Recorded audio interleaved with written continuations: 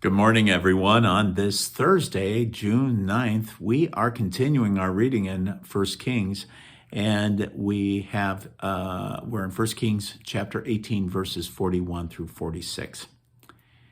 Elijah said to Ahab, "Go up, eat and drink, for there is the sound of heavy rain." So Ahab went up to eat and drink, while Elijah climbed to the top of Carmel, crouched down to the earth, and put his head between his knees. "Climb up and look out to the sea," he directed his servant, who went up and looked, but reported, "There is nothing."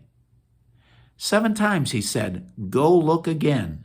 And the 7th time the youth reported, "There is a cloud as small as a man's hand rising from the sea." Elijah said, "Go and say to Ahab, 'Harness up and leave the mountain before the rain stops you.'" In a thrice the sky grew dark with clouds and wind, and heavy rain fell.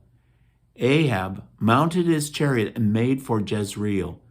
But the hand of the Lord was on Elijah, who girded up his clothing and ran before Ahab as far as the approaches to Jezreel. The word of the Lord. Thanks be to God. So we have the conclusion of this contest, this one in which Elijah is asking the folks, who make up your mind, don't be on the fence. Who is going to be God? Is it the God of Abraham, Isaac, and Jacob, the God of our forefathers, or is it going to be the Baals, the different gods that they have?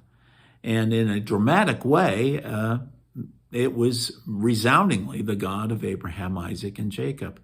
And so we see the conclusion of this, that this great famine that had been there is now going to be taken away. God's going to bring the rain upon the folks.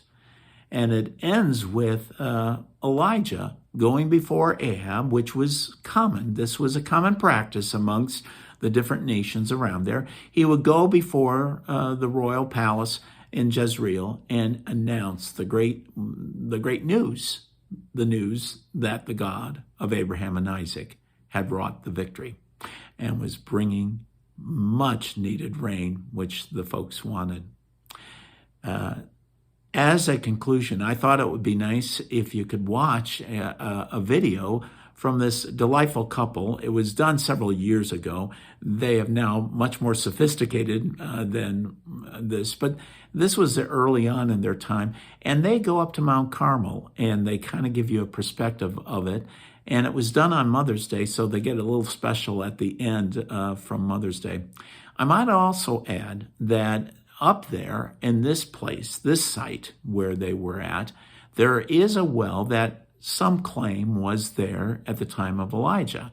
And if that was the case, the folks didn't have to go all the way down to the Mediterranean and get water. And I have walked up to Mount Carmel on my own, and that's a tough climb to get up there. And if you're bringing a bunch of water, that would have been awful. So if that well was there, my goodness, that would have been a great godsend to have in order for this sacrifice that was given there.